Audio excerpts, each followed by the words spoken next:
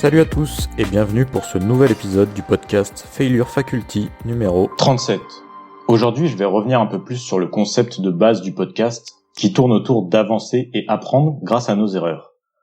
Avec une dont je vais te parler, que bien sûr je ne veux pas renouveler, mais qui surtout, en revenant dessus, m'a permis de comprendre que j'avais bien avancé. Revenons un peu en arrière. Récemment, j'ai été amené à passer différents entretiens pour lesquels je m'étais un minimum préparé à l'avance. Outre les questions directement liées à la mission, on retrouve également des questions aussi importantes liées à la personnalité. On a par exemple des incontournables comme quelle est ta plus grande qualité ou ton plus grand défaut, qui amènent parfois à des réponses un peu bateaux ou redondantes entre les candidats. En faisant un peu le tour, je suis tombé sur une question qui a fait tilt dans ma tête.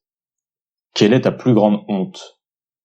Auparavant, je me présentais en tant que grand timide, limite maladif, et en tant que timide qui se respecte, j'étais consciemment, ou non, toujours en train d'essayer de me protéger de n'importe quelle source de honte.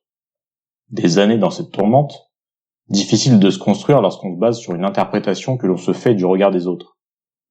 Et donc, avant que je m'éparpille plus, malgré que j'étais constamment à faire attention, j'aurais dû avoir de nombreux exemples qui m'avaient marqué, parce que, à force de tout faire pour y échapper et donc y penser, on y arrive forcément. Mais à la lecture de cette question, c'est tout autre chose qui m'est venu à l'esprit.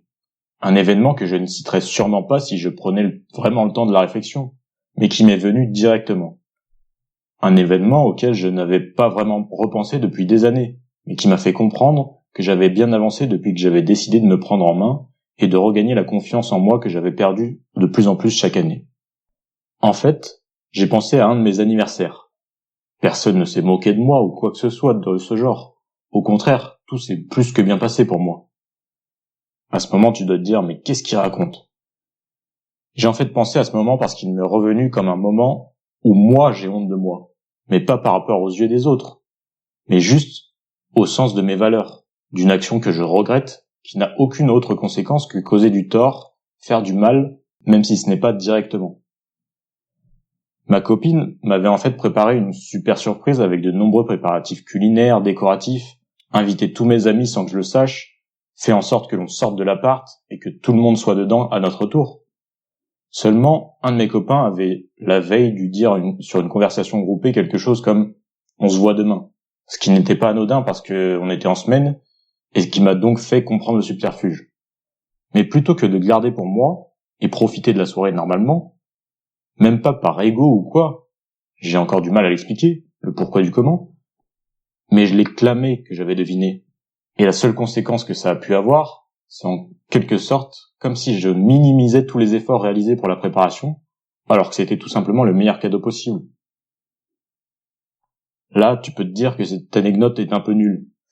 Mais ce qu'il faut surtout retenir, c'est ce qu'elle m'a fait remarquer, que j'avais bien avancé, en quelque sorte sur la voie de la guérison, et que j'arrivais enfin à me soucier de ce qui compte vraiment, être en phase avec ses valeurs et ne pas faire du mal à autrui, que cela soit directement ou indirectement.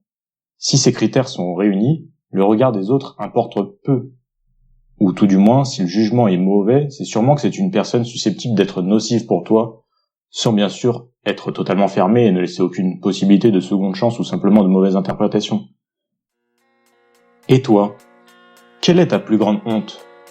Est-ce que tu vas à l'encontre de tes convictions pour essayer de monter en estime auprès des autres ?